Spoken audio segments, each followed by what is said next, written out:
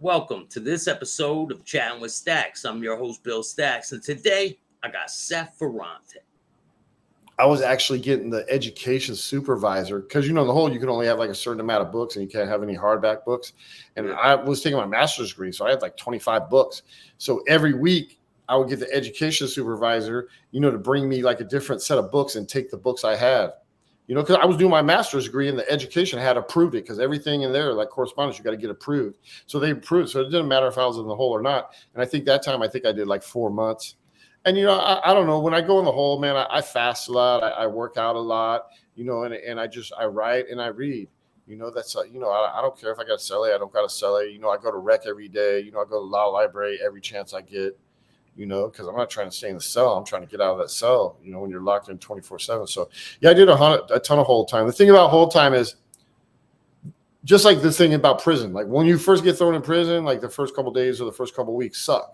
Because you don't have anything set up. Like you don't have mail coming in. You don't have no routine. It's the same like the whole. But once you're in there and your people know you're in there and you write them and you get stamps and then, whatever. It sucks, but, it's like a routine. You make an adjustment. You do what you got to do. For me, the main thing was just keeping my mind busy. Yeah. So did you start to plan this documentary while you were in prison, the Dope Man documentary? No, I wouldn't say the dope men came all from Christians. So I wanted to do films though. So I'd say, I was a writer. I started writing in prison. I started writing for Vice. I had a column for Vice. I started writing for Don Diva. I started writing for Feds like around 99. And then 2005, I had all this extra material. So I started putting out books. I formed my own publishing house, Gorilla Convict, and I started putting out my Street Legends series. My first book was Prison Stories. And, so I was doing like prison gang stuff, African-American drug lords, some mafia stuff, but, not a lot of mafia stuff while I was in there, but prison life stuff. And I was publishing books. And to me, as a writer, the highest form of writing, the highest level of writing is writing for film. So I always had that in the back of my mind. And as I got my associate's degree, I got my bachelor's degree, I was taking creative writing, journalism courses, anything, to learn how to write.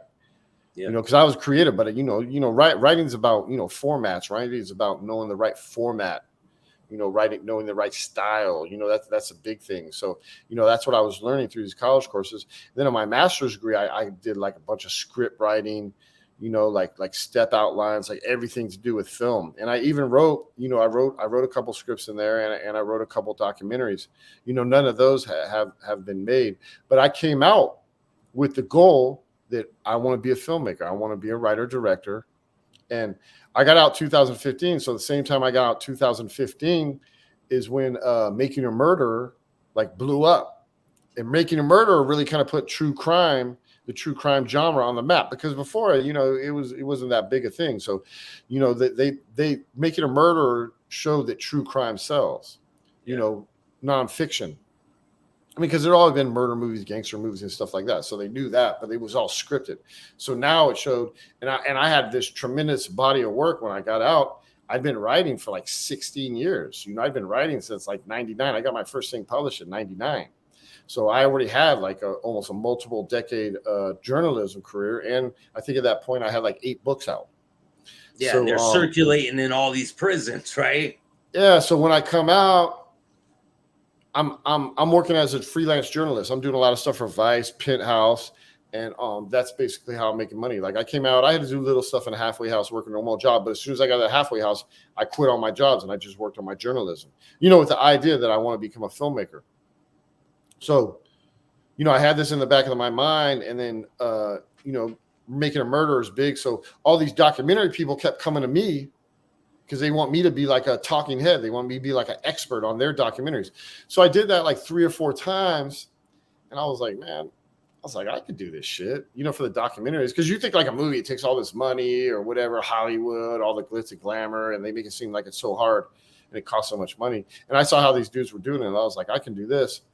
And at about the same time, I hooked up with Sean Reck and Transition Studios, and I signed the deal to do the White Boy, because the White Boy documentary was all based off my work, and I wrote and produced that.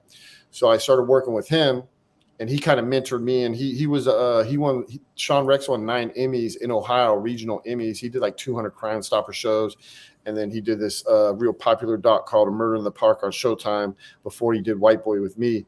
And so, yeah, I'm just learning, it's something I wanted to do. And I started learning and, kind of right place, right time. The first documentary, I did the little web series called Easter Bunny Assassin, which is on YouTube, like a little 4-part series. That was like this fictional kind of crime escapade with like Santa Claus crack dealer, Jesus Christ junkie, Tooth Fairy mafia don, like this little fantasy crime stuff that I did locally in St. Louis.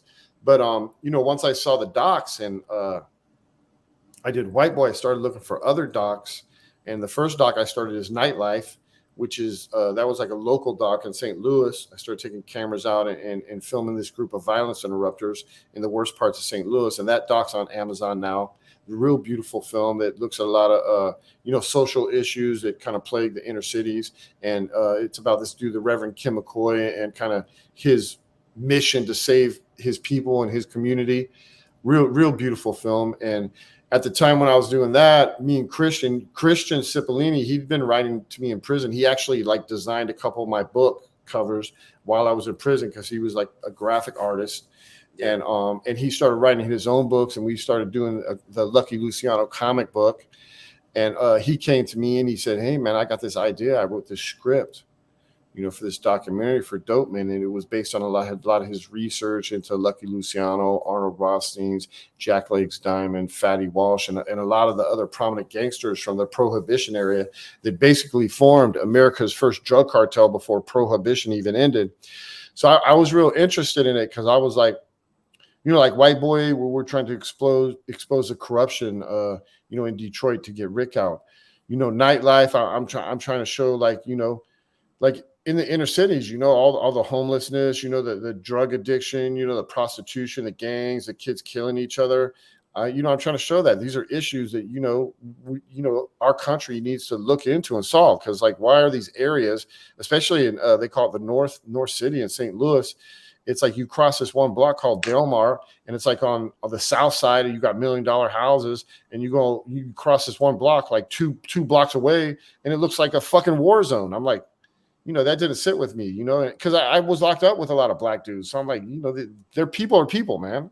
Yeah, they're telling you these stories, and then you get out and you see it for yourself. Yeah, people are people, man. So I've always gone with that premise. You meet people where they're at. If you treat person with respect, they're going to give you respect back. I don't care what color you are, where you're from, what socioeconomic level you're from, or whatever. So, I was actively looking to do documentaries, and Christian kind of brought this Dope Man to me, and it took us a long time. I mean, we like Nightlife and that was my first 2 docs, man. Like I worked on both of them. I probably started working on those like 2017, 2018, while I was filming White Boy. White Boy came out 2018. That was about an 18-month process. And, I was funding these docs so myself, I was just using my journalism money, to do the shoots. I would hire like, college kids, I bought some cameras, on my credit cards and stuff like that. And I just started building this, that was like the beginning of my studio, like Outlaw Films. And those were my first 2 projects, but they took forever. Like I say, they took 5 years. Yeah, I don't think people understand how much really goes into it with all the cameras and the microphones and getting everything situated, and it's just a lot of work. Yeah, but that's Christian's baby. He just brought. We were friends. He was writing his mob books, and we did the Lucky. We collaborated on the Lucky comic book, and Gorilla Comic brought that out. And then he knew I was working on that White Boy, and when White Boy came out, he was really impressed, and so he brought me that idea, and I ran with it. I'm like, let's do it. So I funded it a little bit at a time, and now we finally got that out. Dope Man, America's First Drug Cartel. That's on Amazon, and it's popping, man. It's been up there maybe like 3 weeks, and we got like 35-star reviews, man. So it's like popping. People are really liking it. My other one, Nightlife, it's not popping as much, but it's more like a call to action type of film, about social issues. So a lot of times films like that don't sell as well, but the Mafia Heroin one, man, there's a lot of interest in it. It's generating a lot of interest. A lot of people are watching it. And I think it's cool too, because I got my friend, a lot of people in your audience, they might know Ciro DiPaggio. Yeah. And he finally, he's been working like 5 years to get that Mob King movie out. I actually did a piece on him for Ozzy, like when it was just a web series, like 5 or 6 years ago, whatever it was, because he got out around the same time as me. And it's like so awesome because he's blown up with his Mob King. He was like in Cannes and all types of stuff, blowing up with that. And he'd been working on it 5 or 6 years. And, I'm blowing up with this Dope Man, same, so it's cool, man. Cause between me and him, we got like 40 years. We did like 40, you think he did 19 and I did like 21, and we were both out here, and we had a lot of doubters, a lot of haters, a lot of detractors, people like questioning our ability to do stuff, because we say, a lot of people say you're going to do stuff, but sometimes it takes a while, man. So like, that's what I'll say to anybody out there, man. If you got something that you want to do, don't listen to the haters. Don't listen to the detractors. Don't listen to the doubters, man. Everybody has self-doubt. Sometimes you second guess yourself, but if you have something, if you believe in it, especially if you're an ex-con, because that's like another thing we got held against us, just because we're ex-cons or we're this or we're that. But both of us, man, we had the vision and we kept working. And despite all the obstacles, despite all the downfalls, boom, he got his shit. He went to Cannes. His Mob King is doing super well, and now I got this Dope Man. I'm following on his heels, and it's both, this mafia related content. So, it's kind of a small world, like in social media, we kind of all know who we are, the different dudes, like I've never talked to you personally, but, I've seen you doing your thing, what I'm saying, with different Mob people King, that I know. we were all gonna do a thing like months and months back. Remember that? Yeah. We're all scheduled to do something, but you had something else you had to do.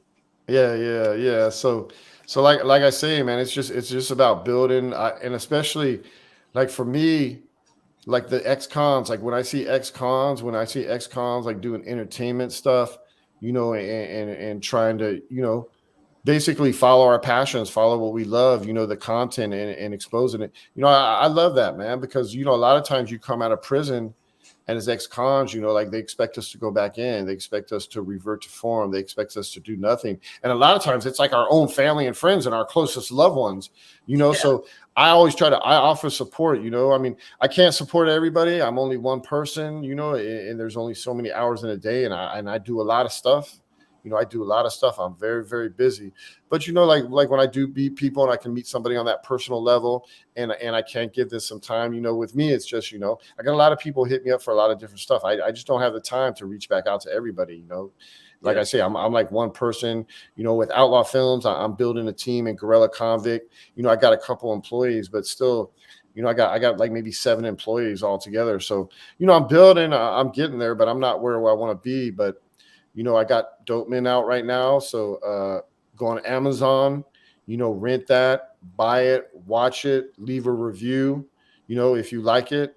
The same nightlife, if you like stuff like that, like social issues, if you want to see what's going on in inner cities, if you want to see the, this one dude who's like a knight in his community and has all this courage and is trying to stop the violence, go watch that. Same thing, rent it, buy it, watch it, leave a review. And I got more stuff coming. So I'm by the end of the year, I'm going to have 5 hours of content. Next month in September, I'm going to drop the first episode of my Psychedelic Revolution series. It's a secret history of the LSD trade. That's going to be like 3 episodes. So, Dope Man's going to be a 10 episodes. This is just like the first episode, it's going to be 2. So it's a whole bunch of different episodes. Yeah, so it's gonna be 2 more episodes on the mafia and heroin, but then it's gonna jump to the African American, the black dealers of the 70s. They're gonna get an episode, then it's gonna jump to the Colombians, then it's gonna jump to the Mexicans. There'll probably be an episode on the Asians, and then at the end, the last episode or 2 is gonna be about the pharmaceutical companies, man. Because let's face it, at the end of the day, those pharmaceutical companies are the biggest drug dealers in the fucking world. You could take up every drug dealer that I was locked up with. And like I said, I did 21 years, man. I was locked up with tens of thousands, 20s of thousands of different people, right? Even more. You could take all those people and I was in the Fed, so there were some big boys. So you could take all the money they made, and it is not a fraction with these pharmaceutical companies. So, you know, this series, it's about the dope men. You know, the faces change, but the dope stays the same. You know, there's 100-year parallel of, you know, law enforcement on one side, you know, the dope men on the other. But, you know, I'm going to take it all the way to the present, and I'm going to show, and I'm going to do an episode or two on these pharmaceutical companies. You know, you know, people have heard these names like the Sacklers and a lot of these other, you know, like these big pharmaceutical companies. I'm going to go and I'm going to do shows on them, and I'm going to show what happened, and I'm going to show, because look, right now, I mean, you know, people dying from Oxycontin, you know, and opiates and fentanyl every day. These are the people making this stuff, bro. And they got rich. They got richer than any drug dealer. They're richer, way richer than Pablo Escobar or El Chapo or Lucky Luciano. These pharmaceutical companies, you know how much money they got, and it's legal for them. Yeah, and yeah, because they give money to lobbyists, and they give money to the lawyers, and you know, they basically write the policy, bro, so that they don't get in trouble. Even when they have gotten in trouble, like some of these companies, all they do is give them $5 billion and they're good. So, you know, that's what Dopeman's going to cover. Psychedelic Revolution is going to be like 10 episodes too. The first 3 episodes are going to be the secret history of the LSD trade, but then I'm going to go into some ecstasy stuff. I'm going to go into some mushroom stuff. You know, I'm going to go into some present day stuff. And then, so that's going to be out. The other thing I'm going to have out, I got this series called Tangled Roots. It's about the Emerald Triangle, you know, Humboldt County, like the origins of kind of the cannabis trade. So it's 4 episodes. The first episode is going to be out before Christmas, where I look at the history of the Emerald Triangle and I bring it all the way to today, because it pisses me off that these people that basically risk their life and risk their freedom and were subjected to prison and, you know, law enforcement harassment, and even like all these helicopters and military type invasions into the mountains where they live. You know, now these dudes are being forced out of the cannabis industry now that it's legal. You know, that these people sacrifice so much. They're like the OGs of cannabis, and these dudes can't even make money in cannabis because you got all these corporations come in and they're growing all this, you know, inferior or subpar fucking weed and throwing it at the dispensaries with these fancy labels, and people are supposed to get it. You know, I smoke weed, you know, and I like Humboldt County. You know, I like Humboldt County weed. I like Emerald Triangle. I like organic, sun grown. You know, I don't want no indoor chemical shit. You know, so I'm making a documentary about them. That's going to be out. And the last one I got coming out this year is it's called A Tortured Mind. And A Tortured Mind, it's called A Tortured Mind, The Reality of Post-Incarceration Syndrome. And this documentary came, you know, Ryan Leone was making a documentary before he died called Idiot Savant. And he had all these different directors. You know, he was a hothead. He kept firing people and stuff. And he was working on the documentary forever, and it really never got made. And, you know, when he died, there was just like some footage, you know, like from the interviews and stuff. So, you know, after he died, you know, his dad, you know, all rights reverted to his dad, to that footage. So his dad came to me and he said, look, man, Ryan wanted to make this documentary. You know, do you think, you know, can make it? I kind of looked at what he had, and I was like, nah, I don't think I can't make Idiot Savant. You know what I'm saying? That was Ryan's film. You know, I can't make Idiot Savant. But I said, what I can do is I can make one I would call Tortured Mind, The Reality of Post-Incarceration Syndrome, where we can use some of this footage, we can use some of these interviews, and we can incorporate it into a new film that I created using Ryan, because Idiot Savant was about Ryan and his rise to fame, or you know, whatever, you know, his rise to fame on the internet and his YouTube channel, you know, and his drug addiction and going to prison, you know. But A Tortured Mind is about how people go to prison, and they might be battling drug addiction. They might have a little mental illness. They go in there, they witness violence. You know, they witness the degradation. You know, they witness, you know, just being treated like worse than dogs. And they come out and they give you a bus ticket of $200. You know, like they don't give you no programs. Yeah, you know, they don't, you know, like anything to deprogram you, or you know, because you got to put on that mask in prison. Then when you get out, you got to take it off, because if you wear that mask in on the real world, you're going to go right back in prison. Everything that lets you survive in prison is going to put you right back in prison in the real world if you act the same, right? So A Tortured Mind looks at that, because as all these people have went to the prisons in the 90s and 2000s and now are getting out, you know, a lot of you know, like psychiatrists and people in psychology, and like social workers and stuff, they have identified this new thing of PTSD. It's called post-incarceration syndrome. It falls under PTSD, but just like how people go to war, and they get PTSD, people go to prison, you get PTSD, man, with the violent stuff, being locked in a cage, being fed through a slot. You know what I'm saying? Getting 5 minutes for a shower, being, stripped naked all the time, having people look up your asshole. That shit is degrading, right? It really is. Yeah, and they just kick you back out. Like they don't do nothing. Some people adapt better than others, but Ryan had drug addiction, he had mental illness, and a lot of other people, besides Ryan, they go through that meat grinder and they come out and it exacerbates, makes their drug addiction worse. It makes their mental illness worse. So what I do is I use Ryan's story. I use him as a subject matter to show, this post-incarceration syndrome, in the hopes that somebody can watch this film, A Tortured Mind, and they can be like, man, we need to do something. We can't just kick these people out. I mean, literally, like in California, someplace, they got people, they do 10 years in the hole in shoe and they just kick them out on the street. How are you going to fucking survive? What do you think is going to happen? They're going to go they don't deprogram them. They don't give them nothing. You need like some psychology. You need like something. You need programs. You need to get your mind. Some of us, we can do it by ourselves. Like I did it because I was so into my work. I was so focused on my work. So my work, writing books and doing this film stuff and writing articles, that helped me adjust.